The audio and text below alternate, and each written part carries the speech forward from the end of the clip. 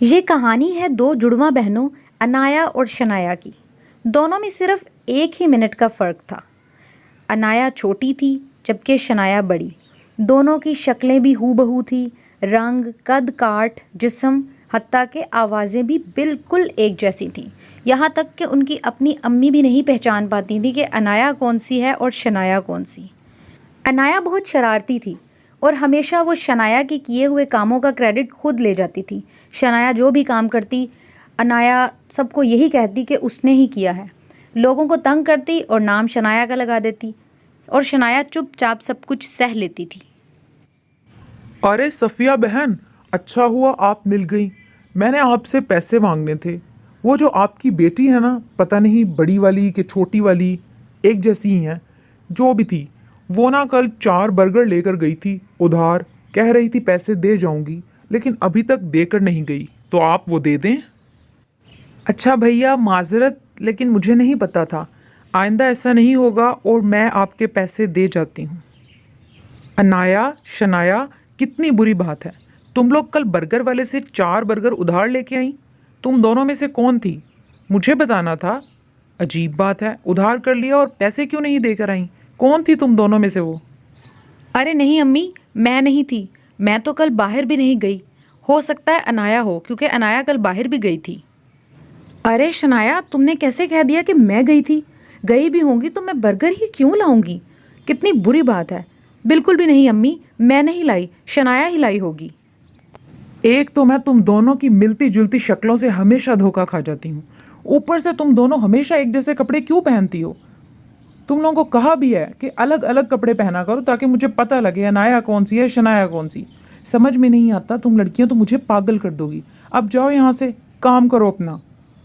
अनाया और शनाया वहाँ से चली जाती हैं, लेकिन उनकी अम्मी गहरी सोच में गिरफ्तार हो जाती हैं। अनाया, मैं अच्छी तरह जानती हूँ कि कल वो बर्गर तुम ही लाई थी, क्योंकि तुम बैठी खा भी रही थी। ये कितनी बुरी बात है। तुम हमेशा गलती खुद करती हो और नाम मेरा लगा देती हो। तुम ऐसे काम करती ही क्यों हो? तुम्हें ज़रा भी लिहाज नहीं। अरे शनाया, अगर पता चल ही गया है तो चुप कर जाओ। अम्मी को बताओगी क्या? अरे भाई, मेरा दिल कर रहा था तो मैं ले आई। और वैसे भी क्या हो गया अगर मैं छोटी मोटी गलतियां कर लेती हूँ? तुम हो ना मेरी बहन, तुम भूल जाती हो सब, इसीलिए तो तुम मुझे अच्छी लगती हो। मैं कोशिश करती हूँ लेकिन मुझसे फिर गलती हो जाती है। देखो, आज तो मैंने तुम्हें बचा लिया, लेकिन अगर तुमने दोबारा कोई गलती की और मेरा नाम लगाया तो फिर मैं तुम्हें नहीं छोड़ूंगी। आई समझ? अनाया बेटा, दोपहर का खाना शनाया ने बना लिया था। ऐसा करो, अब तुम जाओ किचन में और रात की रोटियां बनाओ। पहले ही काफ़ी देर हो गई। अरे अम्मी, क्या हो गया है आपको? आपको याद नहीं? दोपहर का खाना मैंने बनाया था।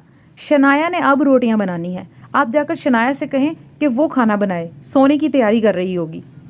अरे एक तो मुझे तुम लोगों की समझ नहीं आती, तुम लड़कियां मुझे वाकई पागल कर दोगी। अब दोपहर जब मैं किचन में थी तब मुझे तुमने बोला कि तुम शनाया हो। अब तुम कह रही हो कि तुम थी दोपहर किचन में। अच्छा चलो, दफ़ा करो जो भी थी। अब मैं जाती हूँ और शनाया से कहती हूँ कि वो रोटी बना ले। अरे शनाया, ये कैसी लापरवाही है? रात हो रही है, तुम्हें नहीं पता कि रात के खाने का वक्त हो गया है? पता नहीं तुम दोनों कब बड़ी होगी और कब समझदार होगी।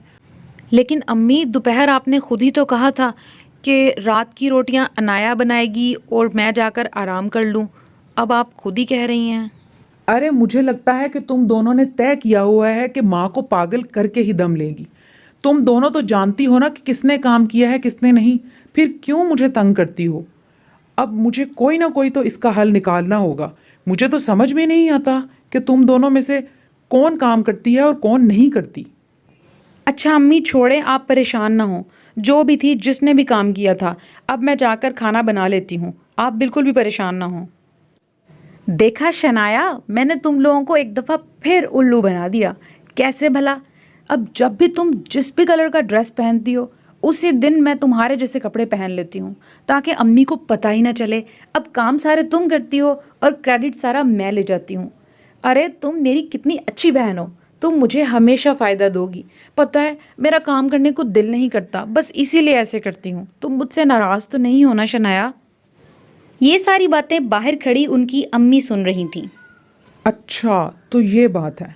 शनाया बेचारी मासूम कुछ नहीं बोलती, चुपचाप सारे काम कर देती है। और ये नटखट अनाया, इसने तो मेरी नाक में दम कर दिया है। दिन रात ये कोई काम नहीं करती। इसका मतलब है अब इसे मज़ा चखाना ही होगा, मुझे ही कुछ करना होगा। अरे अम्मी, आप हमें ये टैटू बनवाने वाली दुकान पर क्यों लेकर आई हैं? अनाया, अगर तुम चालाक हो तो मैं भी तुम्हारी माँ हूँ।